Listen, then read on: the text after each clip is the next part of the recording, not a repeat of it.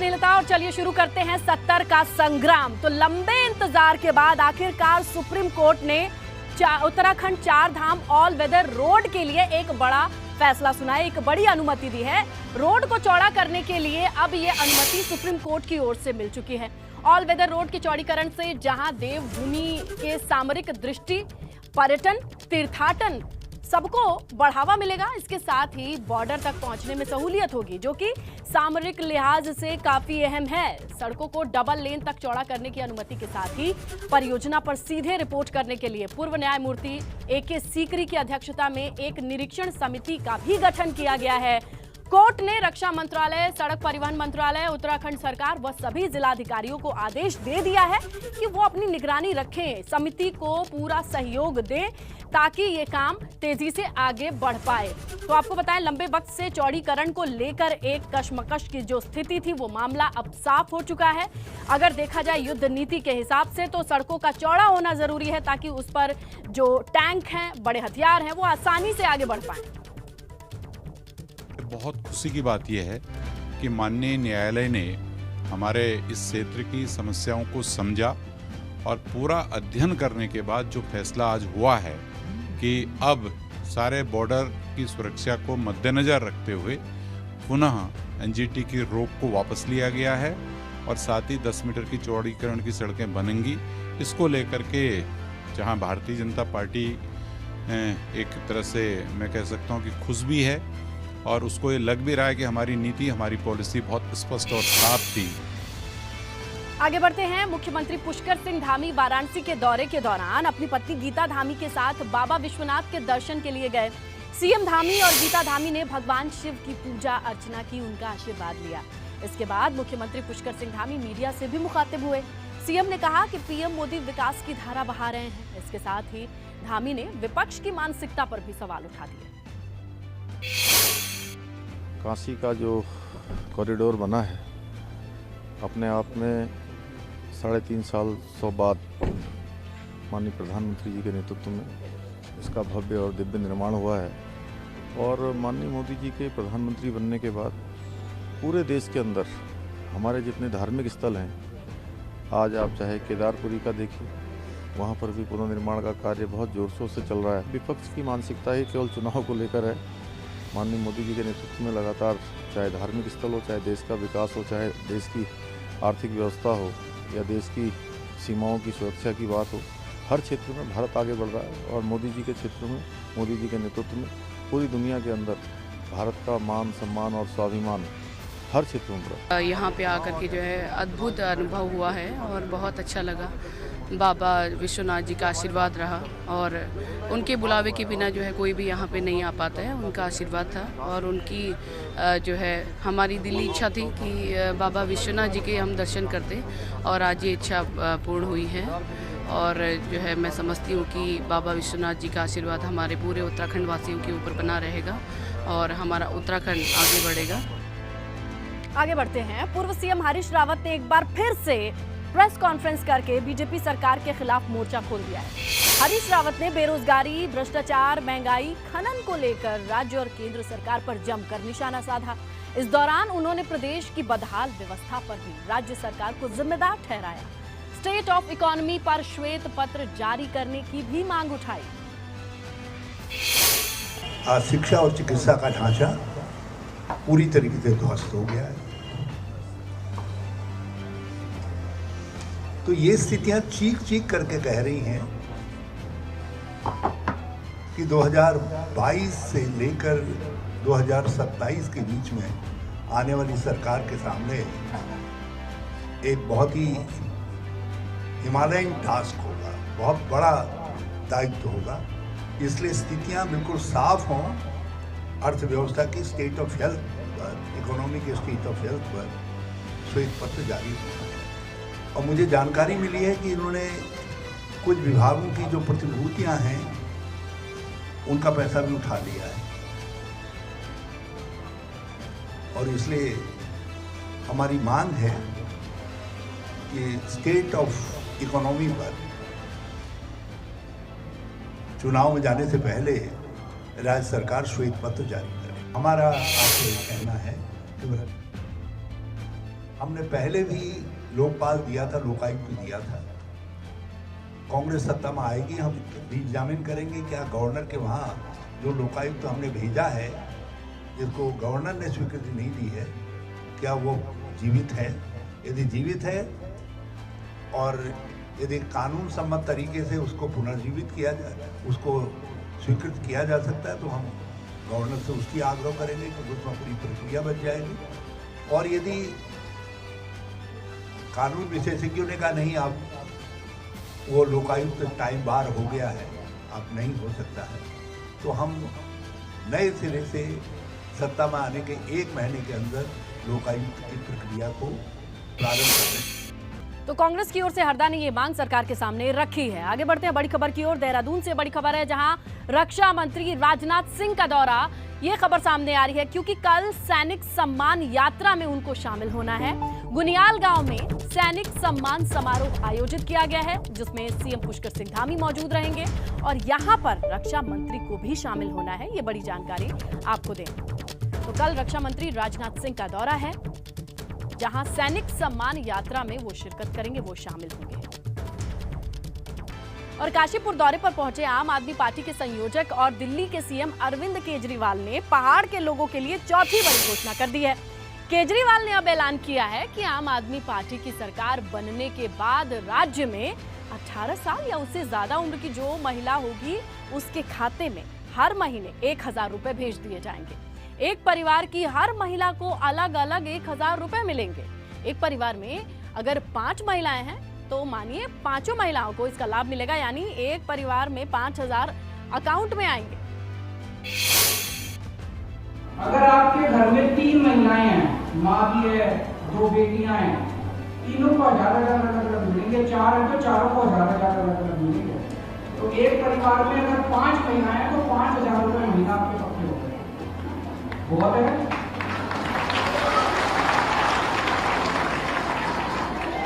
तो इस बार आप अपने अपने परिवार में सब मर्दों को बोलना कि भाई वोट तो इस बार झाड़ू को पड़ेगा। आप भी दो तो अच्छी बात है, लेकिन हम तो सारे जगह झाड़ू को देगा। इस बार निर्णय, इस बार सरकार महिलाएं बनाएंगे। ये चौथा वादा सुन रहे हैं। इससे पहले भी अरविंद केजरीवाल पहाड़ की आवाम से 3 वादे कर चुके हैं। चलिए उनकी भी बात कर लेते हैं कि अब तक क्या क्या घोषणाएं मुफ्त वाली कर चुके हैं केजरीवाल। पहली गारंटी मैंने उत्तराखंड बिजली बनाता है और फिर भी बिजली इतनी जाती है, कई बार तो 7-8 घंटे पावर कट करते हैं। दिल्ली में हम दूसरों से बिजली खरीदते हैं उत्तराखंड से, और फिर भी हमारी 24 घंटे बिजली पावर कट करते ही नहीं। तो उत्तराखंड में भी 24 घंटे बिजली होनी चाहिए, नहीं होनी चाहिए? तो हमने गारंटी दी थी भाई उत्तराखंड में सरकार बनेगी तो 24 घंटे बिजली देंगे। जब तक नौकरी नहीं इंतजाम कर पाते आपके बच्चों का, तब तक हर बच्चे को जो बेरोजगार है उसको 5000 रुपये बेरोजगारी भत्ता मिलेगा। तीसरी में आया था, मैंने कहा भाई सबको तीर्थ यात्रा करा के लाएंगे। होना चाहिए, नहीं होना चाहिए, है ना? श्रवण कुमार की कहानी तो सबको याद है, अपने माँ बाप को लेकर गया था। आज तक कितने 1000 साल पुरानी कहानी है, आज तक सबको याद है। तो अभी हमने दिल्ली में भी शुरू कर रखा है। दिल्ली में हम द्वारका, रामेश्वरम, शिरडी, हरिद्वार, ऋषिकेश। अगर आपके घर में 3 महिलाएं हैं, माँ भी है, 2 बेटियां हैं, तीनों को 1000 अलग मिलेंगे। 4 है तो चारों को 1000 अलग मिलेंगे। तो एक परिवार में अगर 5 महिलाएं हैं तो 5000 रुपए महीना आपके पक्के हो गए। बहुत है।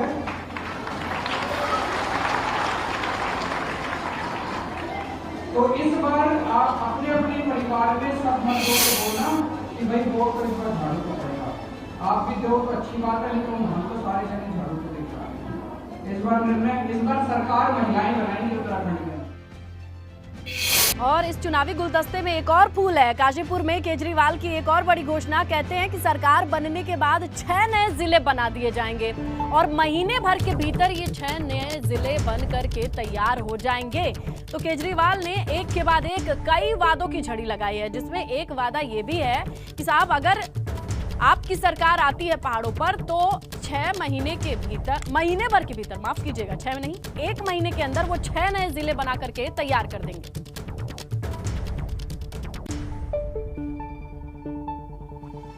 हल्द्वानी में 24 दिसंबर को प्रधानमंत्री नरेंद्र मोदी की रैली है, जिसे लेकर तैयारियां जोरों शोरों से शुरू हुई। रैली को भव्य बनाने के लिए रैली स्थल का चिन्हीकरण किया जा रहा है।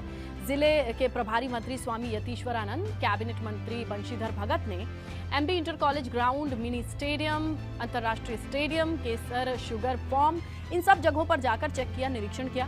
बीजेपी का कहना है कि जल्द ही रैली स्थल को चिन्हित कर लिया जाएगा। भारी संख्या में कार्यकर्ता आएंगे, लाखों की संख्या में। हमारे कुमाऊं मंडल की रैली है, उसी की तैयारी के लिए हम आए और कुछ माननीय प्रधानमंत्री जी शिलान्यास भी जो हमारी कुमाऊं में बड़ी बड़ी योजनाएं हैं उसका भी कार्यक्रम यहाँ पर होगा। उधर कांग्रेस नेता यशपाल आर्या का कहना है कि इस बार जनता बदलाव का मन बना चुकी है, इसीलिए कांग्रेस फिर से सत्ता में आएगी। यशपाल आर्या कहते हैं कि 16 दिसंबर को होने वाली राहुल गांधी की जो रैली है वो अपने आप में ऐतिहासिक होगी।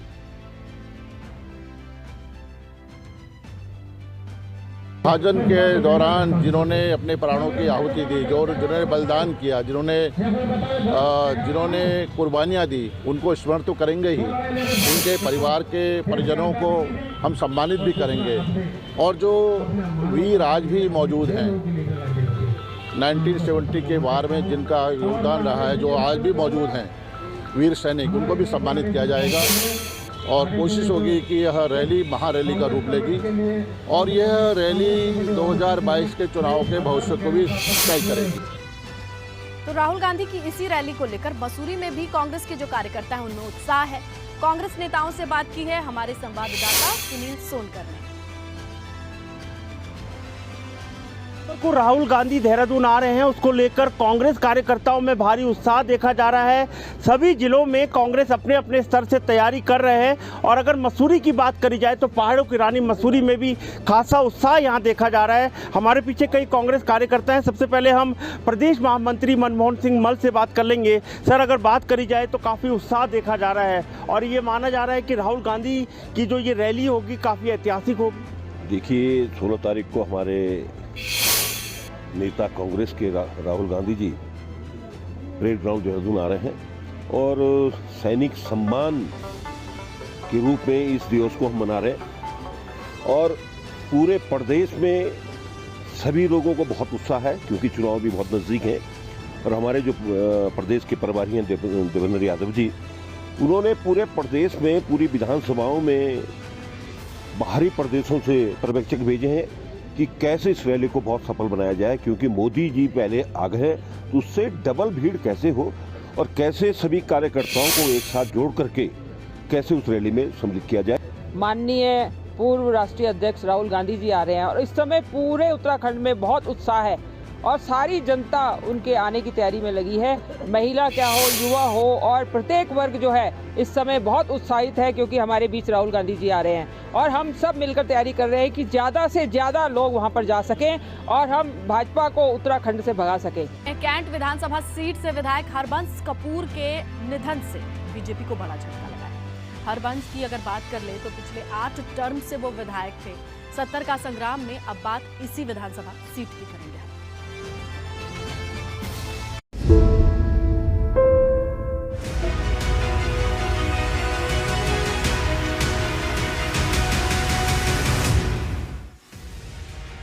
देहरादून की कैंट विधानसभा सीट से विधायक हरबंस कपूर का निधन ऐसे समय में हुआ जबकि भाजपा चुनाव के मुहाने पर खड़ी है।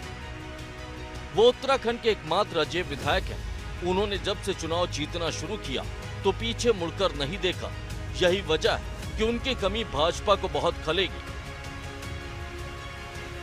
हरबंस कपूर का लगातार 8वीं बार विधायक बनना ये बताने के लिए काफी है कि जनता के बीच उनकी पकड़ कितनी मजबूत थी। कैंट विधानसभा सीट पर हरबंस कपूर कभी नहीं हारे। लगातार 8 बार जीतने के रिकॉर्ड बनाने वाले हरबंस कपूर को हराने का कांग्रेस कोई फॉर्मूला नहीं निकाल पाई। 2017 में खराब सेहत के बावजूद हरबंस कपूर ने विधानसभा का चुनाव लड़ा और वो चुनाव जीत भी गए। कांग्रेस के दिग्गज नेता सूर्यकांत धस्माना भी हरबंस के किले को ध्वस्त नहीं कर पाए थे और करीब 60% वोटों के साथ हरबंस कपूर विधायक चुने गए थे। हरबंस कपूर के निधन के बाद अब उनकी राजनीतिक विरासत को आगे बढ़ाने का सवाल कहा जा रहा है कि भाजपा संगठन हरबंस के परिवार से ही किसी को टिकट देकर चुनाव लड़वा सकता है। एबीपी गंगा के लिए कैंट विधानसभा से पंकज राणा की रिपोर्ट।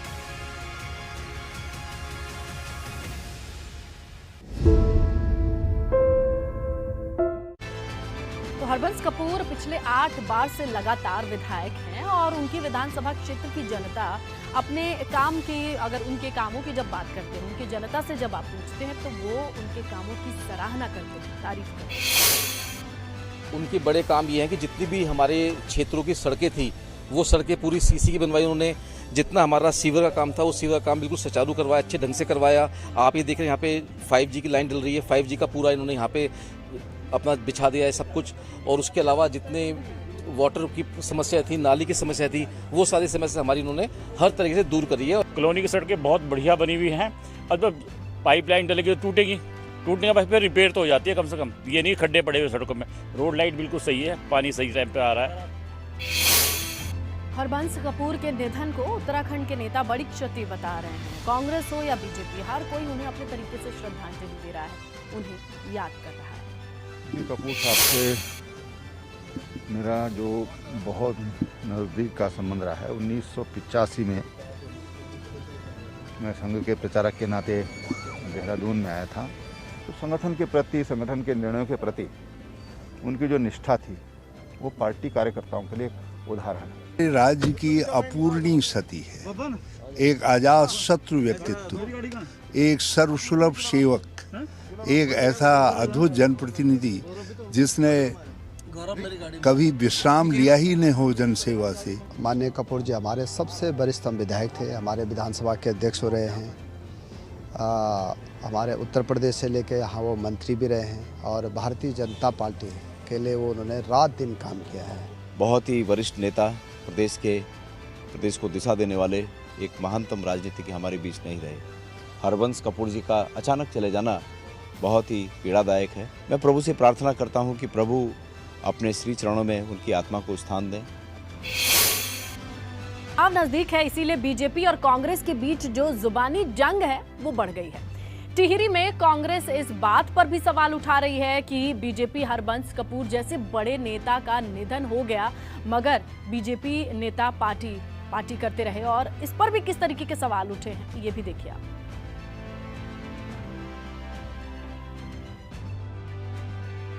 इस प्रदेश के पूर्व विधानसभा के अध्यक्ष हरबंस कपूर जी का आकस्मिक निधन हुआ। हमारे नेताओं ने, हम सब ने, हमारे आज भी उनके प्रति बहुत गहरी संवेदना है। लेकिन क्या भारतीय जनता पार्टी के नेता ये जवाब देंगे कि उनके जनपद के नेताओं ने अपनी शादी की सालगिरह पूरे धूमधाम से मनाई? पूरे वहां पे अधिकारी कर्मचारी का लावा लश्कर, पूरे नेताओं का जो उनका संगठन की जो ब्लॉक से लेकर जिले तक के जो नेता वहां पर आए, क्या उनके प्रति कोई संवेदना व्यक्त करी? क्या उनके अंदर कोई भावना है? मेरा व्यक्तिगत कार्यक्रम है और माननीय हरबंस कपूर जी एक्सपायर, हमने उसमें श्रद्धांजलि अर्पित उनको की है। बाकी ये निर्धारित कार्यक्रम पहले से था, उसमें कोई ऐसी बात नहीं। सवाल जो कर रहे हैं मैं उन्हीं को पूछता हूँ, मेरे से बात कर ले, मैं उन्हीं को जवाब दे दूंगा। और काशी दौरे के दौरान सीएम पुष्कर सिंह धामी की प्रधानमंत्री नरेंद्र मोदी से मुलाकात हुई। सीएम पुष्कर सिंह धामी ने इसकी एक तस्वीर अपने सोशल मीडिया अकाउंट पर शेयर की है, जिसमें सीएम पुष्कर सिंह धामी, उनकी पत्नी गीता धामी नजर आ रहे हैं। इस मुलाकात को लेकर सीएम धामी ने लिखा भी है, भगवान शिव की नगरी में बाबा विश्वनाथ के अनन्य भक्त मोदी जी से मिलकर अत्यंत खुशी की अनुभूति। और विधानसभा चुनाव के लिए यूकेडी अपने प्रत्याशियों की पहली सूची 15 से 20 दिसंबर के बीच करने जा रहा है। इस बात का ऐलान करने जा रहा है। काशीपुर में कार्यकर्ताओं की बैठक लेने पहुंचे यूकेडी अध्यक्ष काशी सिंह एरी ने कहा कि आगामी विधानसभा चुनाव में उनकी पार्टी किसी राष्ट्रीय दल से तालमेल नहीं करेगी। उत्तराखंड क्रांति दल 70 सीटों में लड़ने का प्रयास कर रहा है, लड़ेंगे।